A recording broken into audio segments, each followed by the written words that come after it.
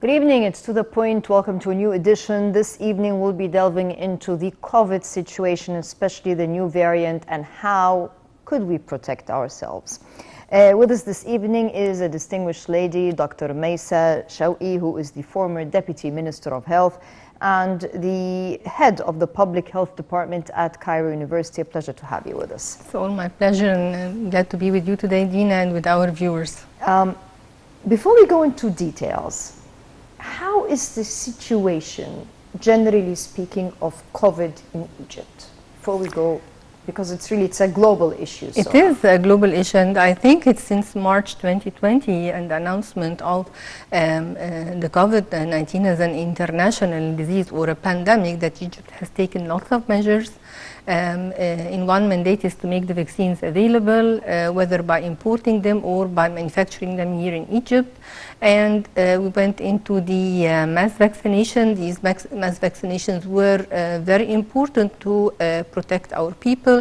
First of all, there has been an online registration, and then being a limiting factor for some people, and especially so in the rural areas, there has been facilitation for the registration and the vaccination as well.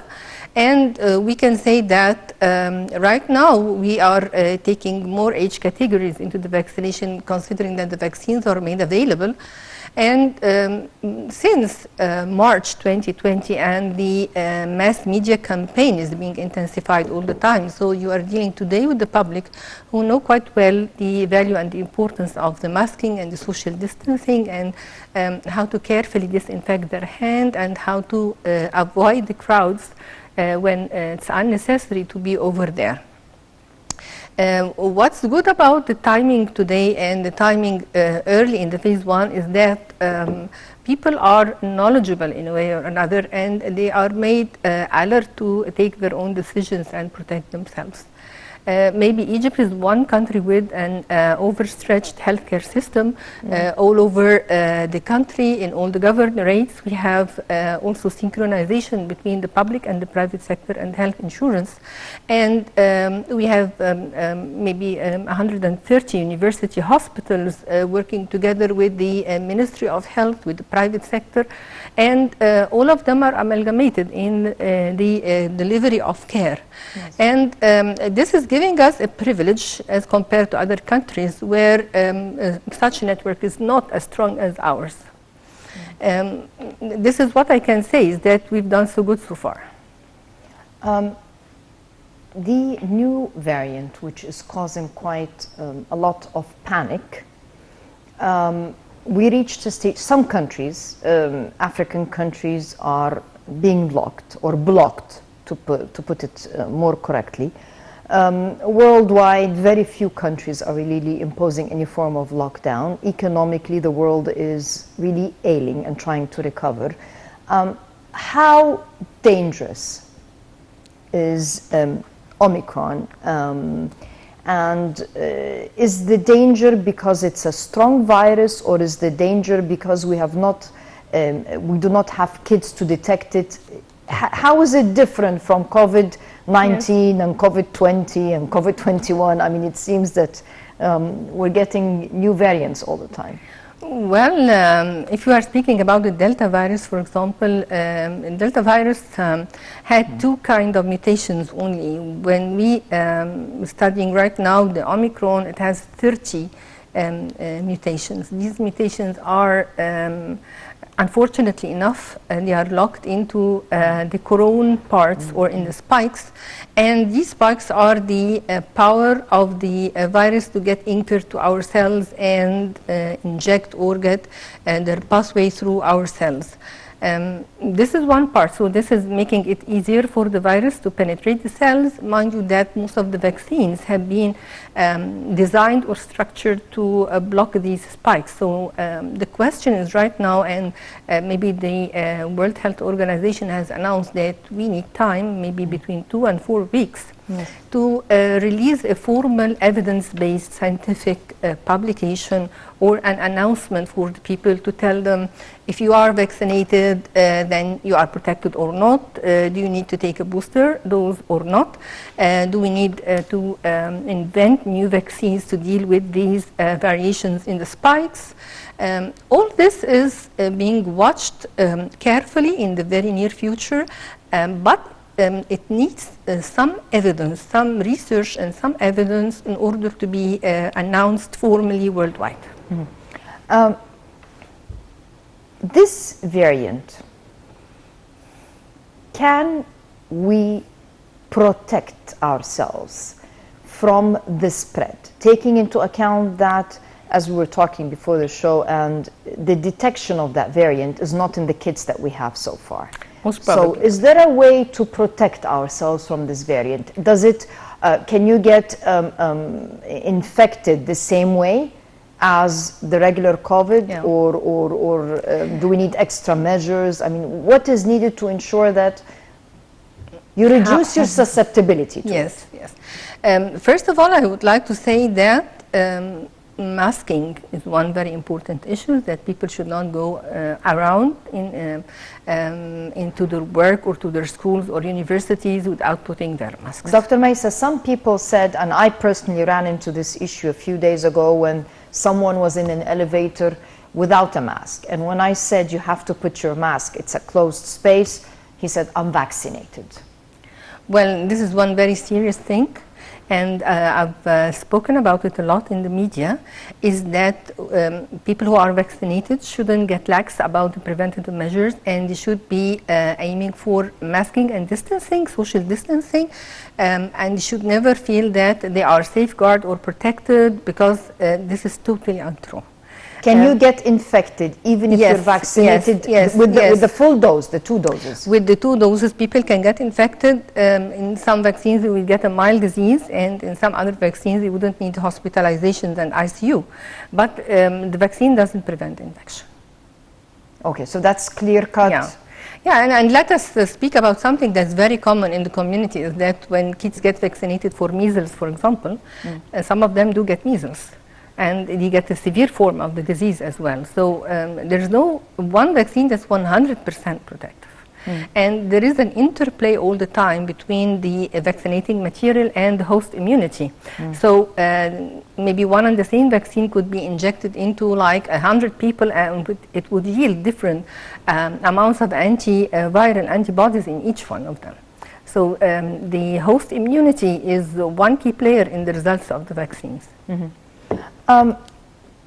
Is there someone that is susceptible to getting infected more than others with Omicron? I mean, does it work more on certain people than others? Well, it's not the Omicron, it's the coronavirus in general. The SARS-CoV-2, we've spoken about that.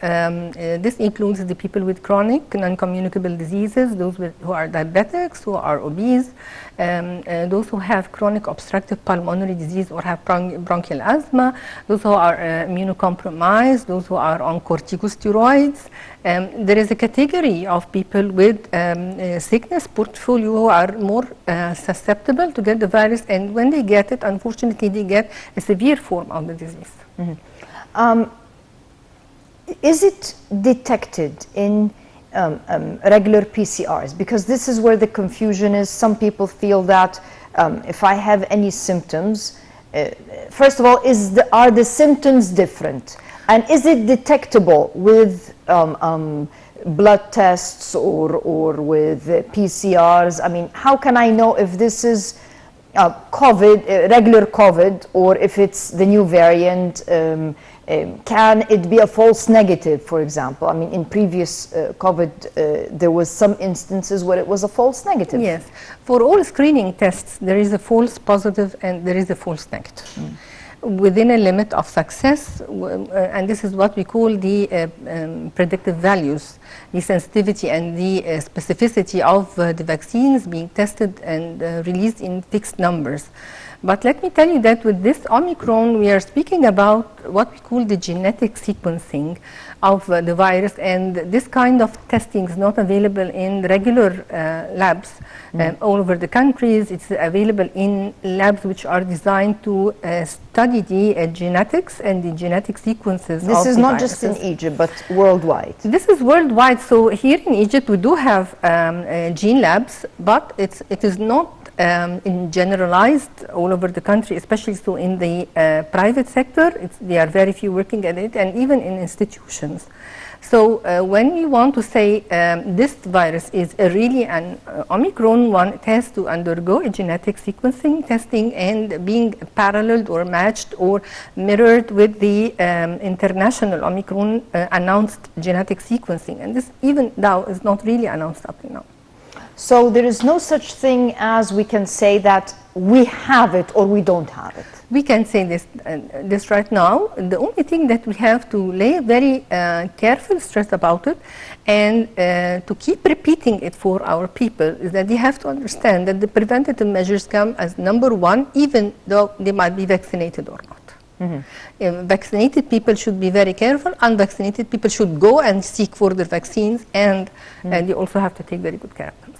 Is there a vaccine that we should be taking to protect us more, or is it at the end of the day it's a vaccine gives you some semblance of protection? But well, all the available vaccines, and I think there are like 7 vaccines right now formally declared by the WHO, they display or they convey some kind of protection. They are not alike.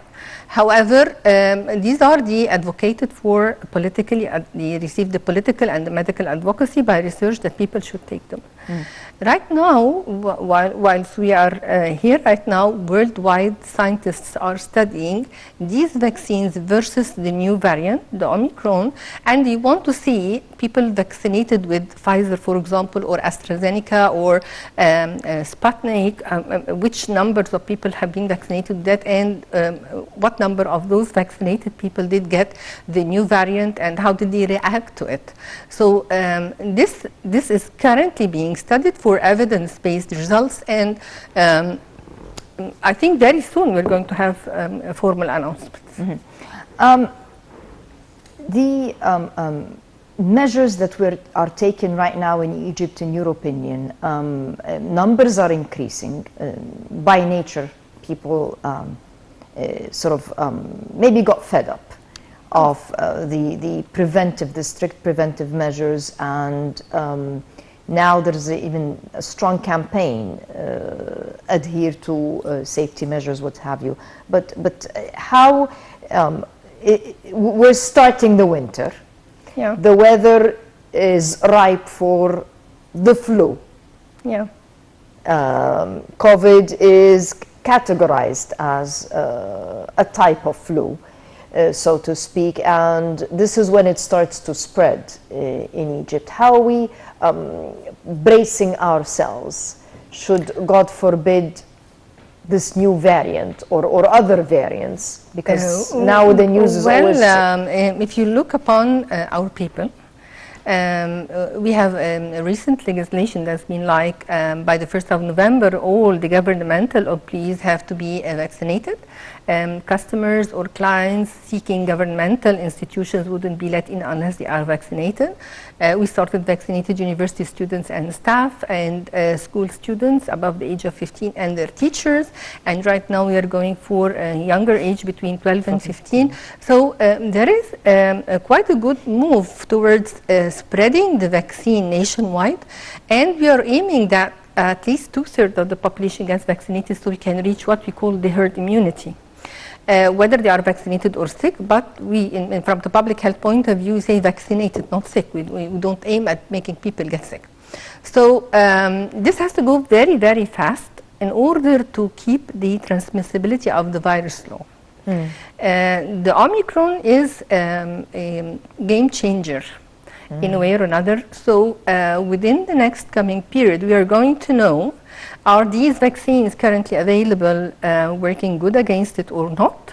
Or do we have to develop new vaccines? Maybe a medication would come out and would solve the problem. But what we have currently in our hand is to intensify the social marketing for the preventative measures. It has to be very, very intensified. The symptoms, because COVID-19 really is hitting people with different symptoms. Some initially in Egypt, even it was a lot of people were asymptomatic. I mean, you would be carrying the virus and your autoimmune system would not be reflecting it, so to speak. Now we're seeing more and more symptoms with the new variant. How is it different? Well, so far the new variant is new. We don't have an announcement the about its symptoms. About its symptoms, it's very mild influenza-like symptoms with the body aches, plus or minus body aches, and it might not be accompanied with like cough and coryza. Very, very vague symptoms. The one discovered in children in South Africa was tachycardia, or like increased velocity of the heart rate among kids. Nothing more right now is available for us to tell us what about the symptoms. So now even if you have a simple flu, you have to be careful. Yeah, yeah. Because COVID-19 did not come with the regular flu symptoms mostly. Well, among some people it was like regular flu. Mm-hmm. And some other people, they got like severe body aches and shooting fevers and rigors and so on. But amongst some people, it was just like a mild form of disease. And if we are following upon our friends and our patients when they received the vaccine, some of them reacted very calm, and some of them got severe fever following the vaccination. So it's a host and immunity issue that's interacting whether with the virus itself or with the vaccine. Preparations in hospitals, because as we speak, hospital beds are being refilled again. Well, I think what we have right now is that we have a good health map, and it is so digitalized that when you call 105, or even when you call at the centrally at the Prime Minister's,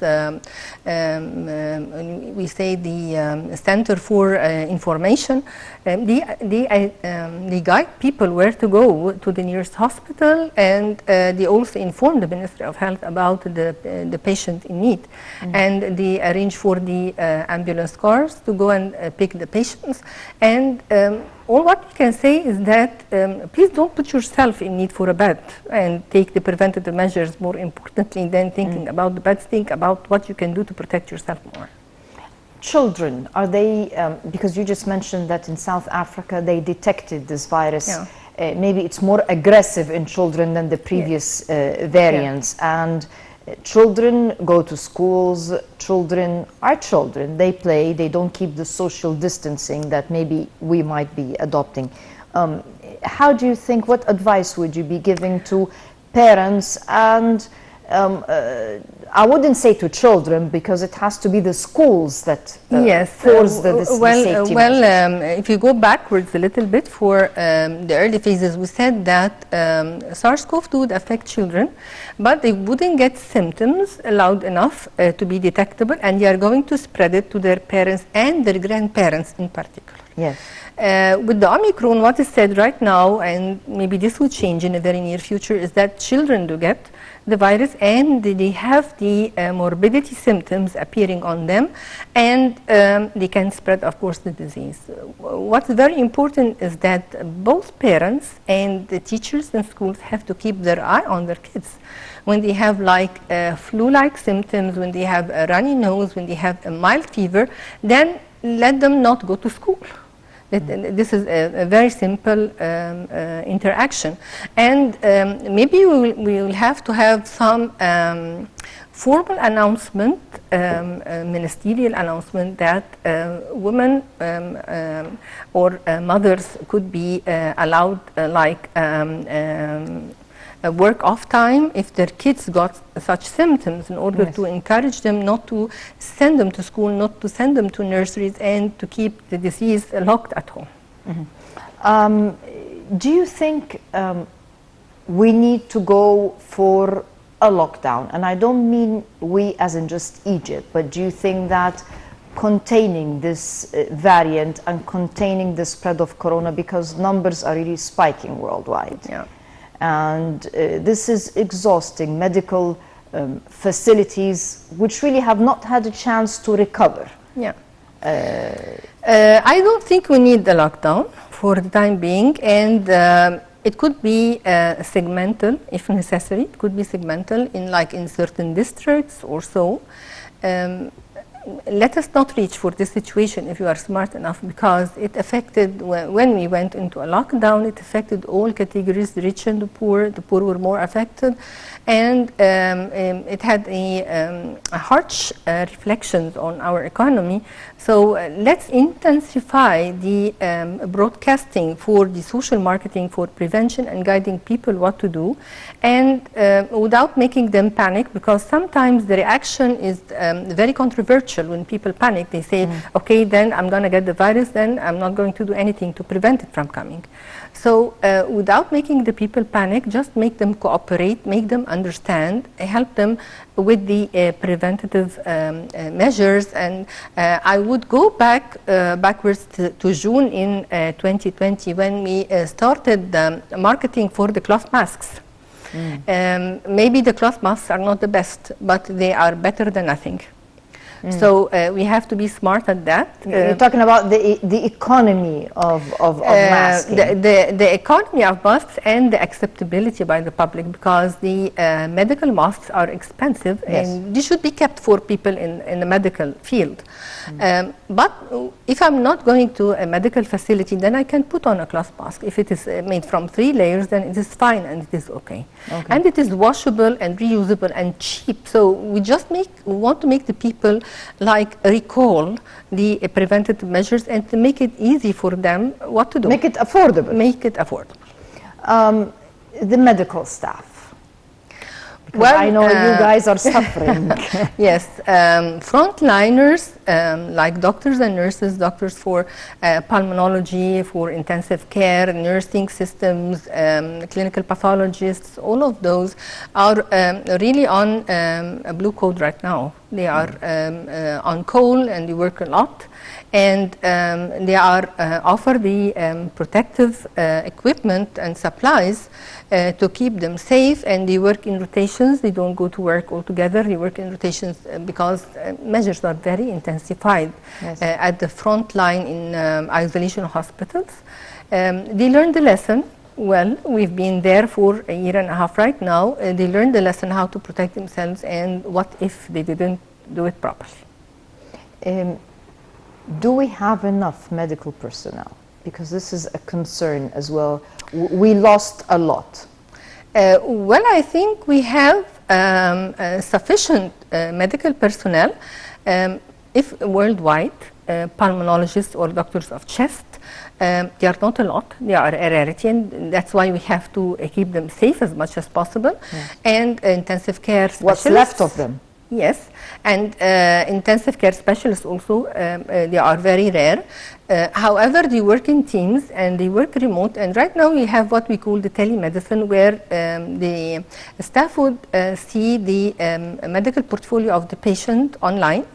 And you have frontliners who are properly packed with their protective equipment, just to solve the problem, to make it solvable, more or less. I wouldn't say that we have deficient numbers in our medical staff here in Egypt. However, within the capacity of our working teams, we found that internal medicine doctors, even surgeons, nursing from the faculty of nursing, all of them, they cooperated on managing the patients, listening to their symptoms, guiding them.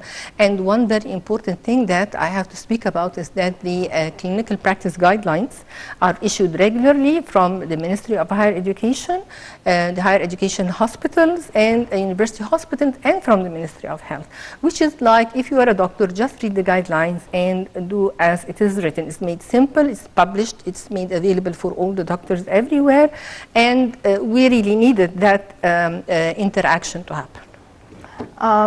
How to boost our immunity? This is another issue that we want to tackle. And why are we panicking more from COVID-19 versus the flu, which really is killing also quite a lot of people, but maybe we don't have statistics about this. Right after this, so please stay with us.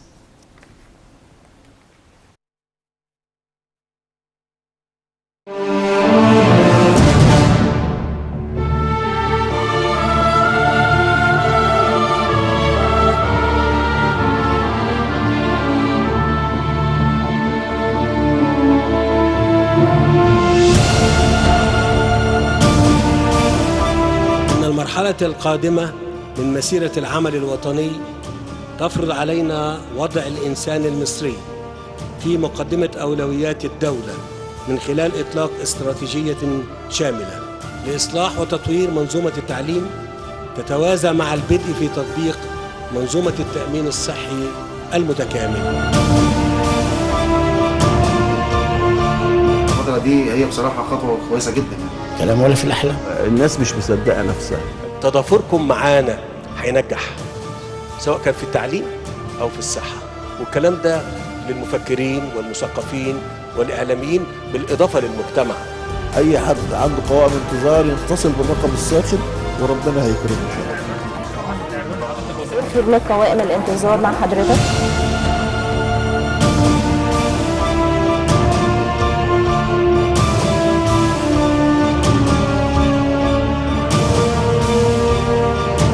لن ينجح أي نظام في الدولة المصرية، تأمين صحي، تعليم، استثمار، تنمية، إلا بالاستقرار والأمن. صراحة حاسس بالشعب. لا، في تغيير في البلد. مس قلوب المصريين كلهم. ادوا دفعة للنجاح وشجعوا وحطوا ايديكم معانا في ان احنا المنظومة تنجح. انا لو تخيرني بين ان انا اكل ولا اعالج دول، لا اعالج دول.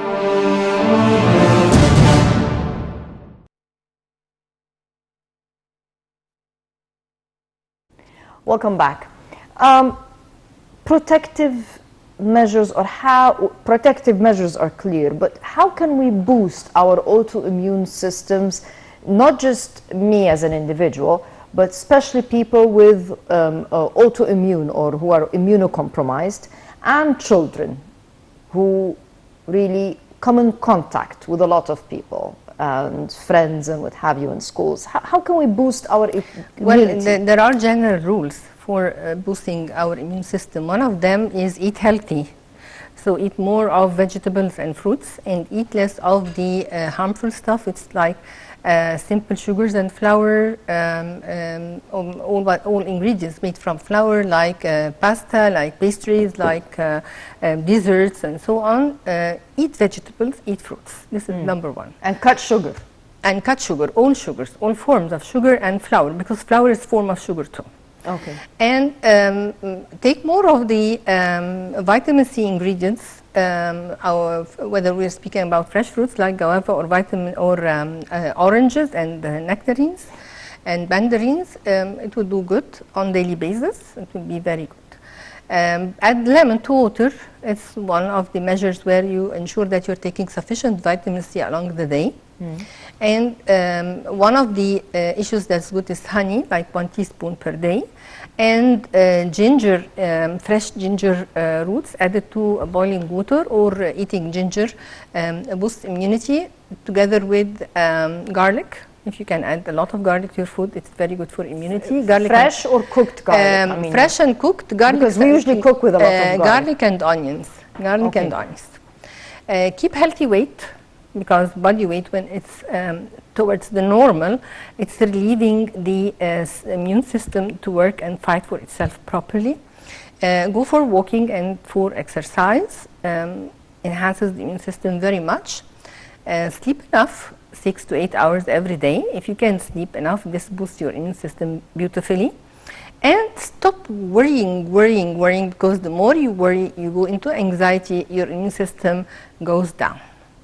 And going into like long walks, like fresh air, like meditating, like relaxing, boosts the immune system. Should we take vitamins aside from the fresh vitamins? Would you recommend people? Vitamins from its natural sources are much better, unless indicated by a physician, to take a certain vitamin supplement because it is deficient. So we don't advise the people like take a vitamin supplement, but we advise people to eat diversified food. And vegetables at the very beginning, and fruits. This is going to be more than enough. People who have autoimmune diseases, should they be doing something extra? Well, if we can make this easier for our audience, and autoimmune disease like, for example, rheumatoid arthritis or systemic lupus or whatever, these diseases need certain medications which inhibit the immune system further. And even you cannot tell I'm going to strengthen my immune system because the immune system has to be kept at a low profile so it doesn't fight the body. It's counter. Yes, those people have to take very good care and to duplicate their preventative measures. They keep longer distancing, they wear double masks, they don't go into crowds, they disinfect their hands and the surfaces as regular as possible, but you cannot give them something to strengthen their immune system when we want to keep it at a low profile.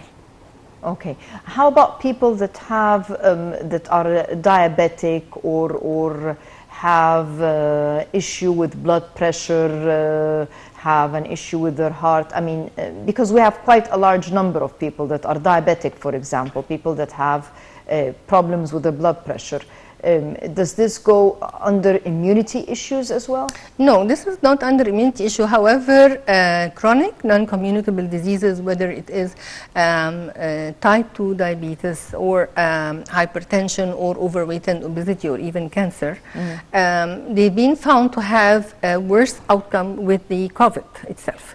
So those people have to overprotect themselves and to be cautious when they go into the community because they are more at risk. They are more at risk of getting the virus, of getting the worst outcome of the disease, of more risk or the more need for hospitalization and the more need for intensive care. So they have to know themselves and they have to stop bargaining that nothing is going to happen. No, it is going to happen if you didn't take good care of yourself. COVID versus the flu. This is the season of the flu. Yeah.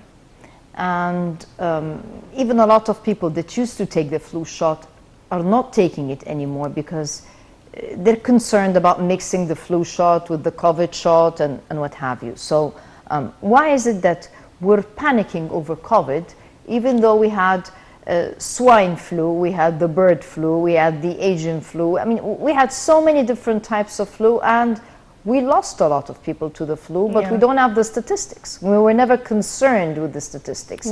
Why is COVID creating more of a world panic issue versus the other flus? Well, let us say something very important for our people is that any flu-like symptoms should be considered COVID until proved otherwise.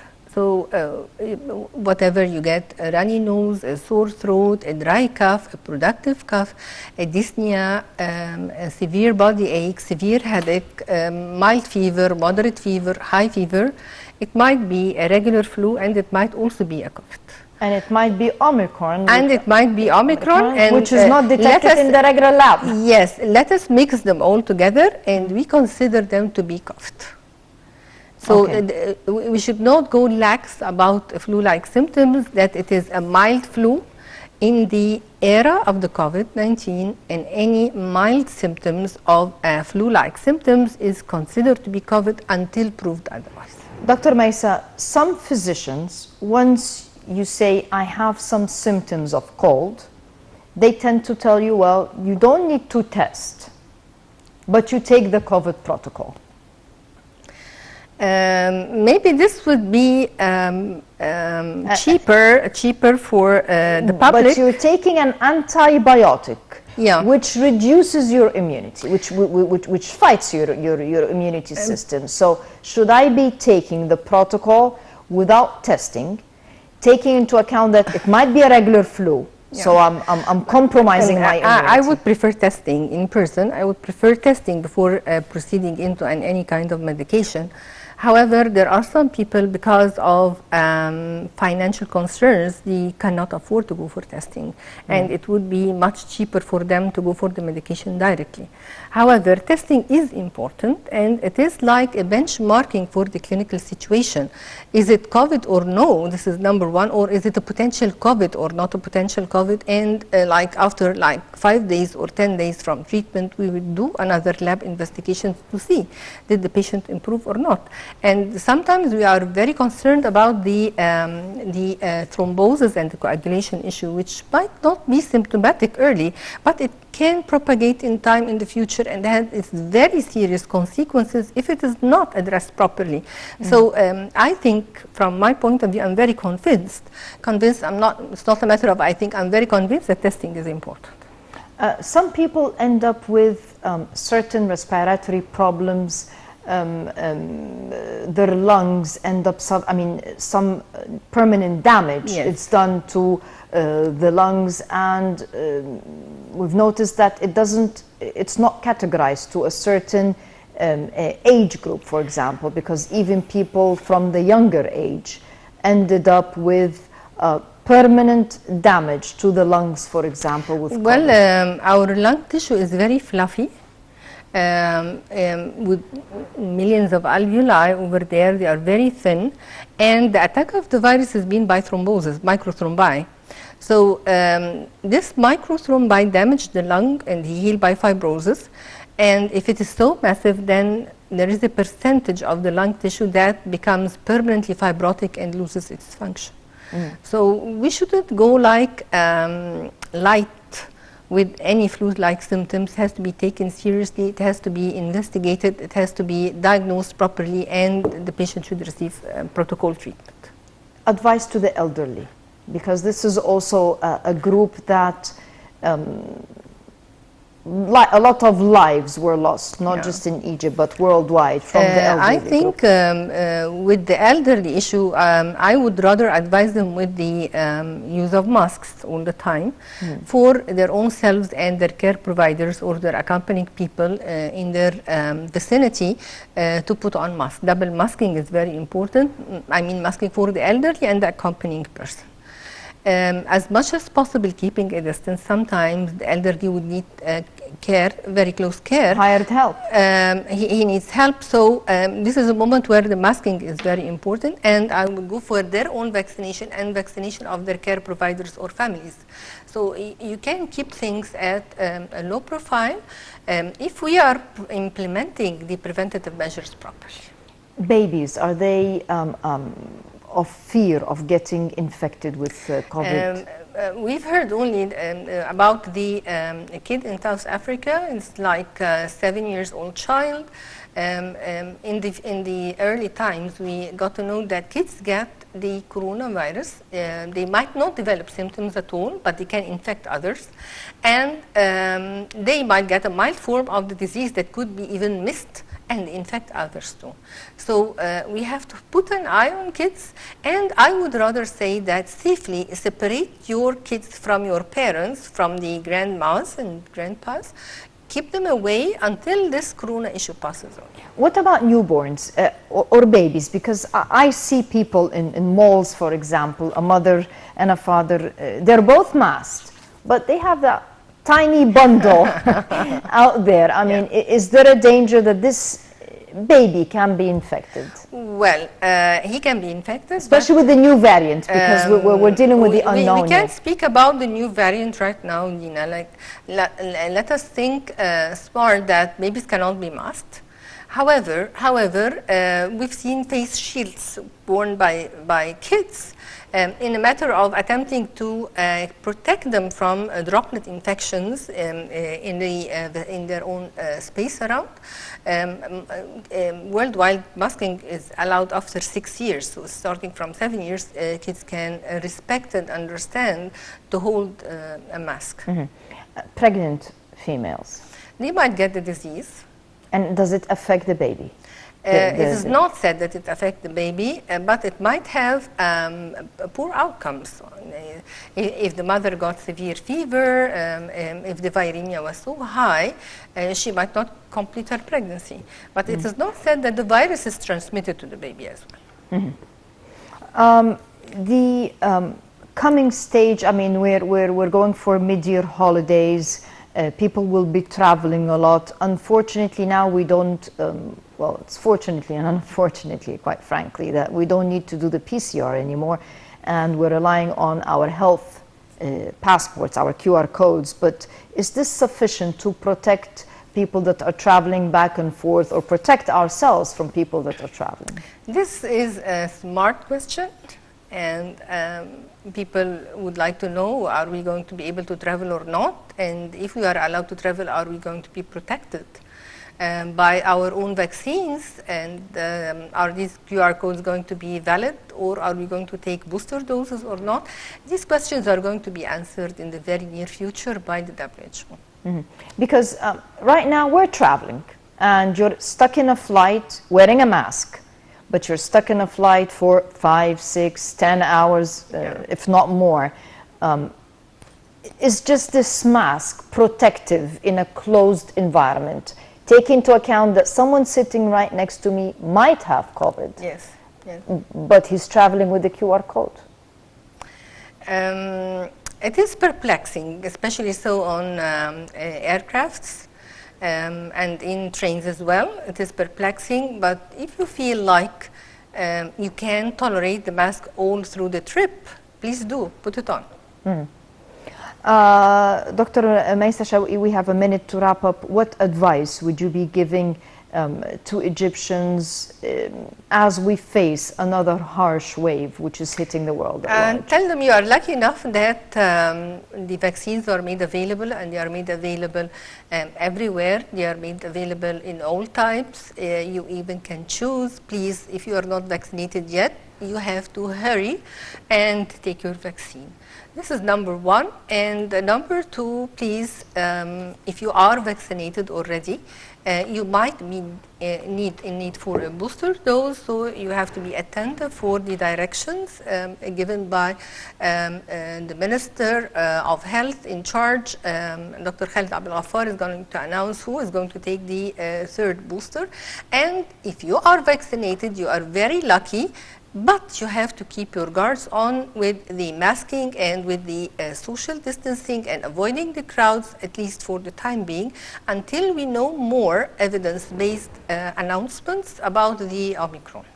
Dr. Mayssa Shawky, thank you very much for joining us. Thank you for your fruitful input. I'd like to thank you, the viewers. Wish you a very pleasant evening, and please stay safe. Good night.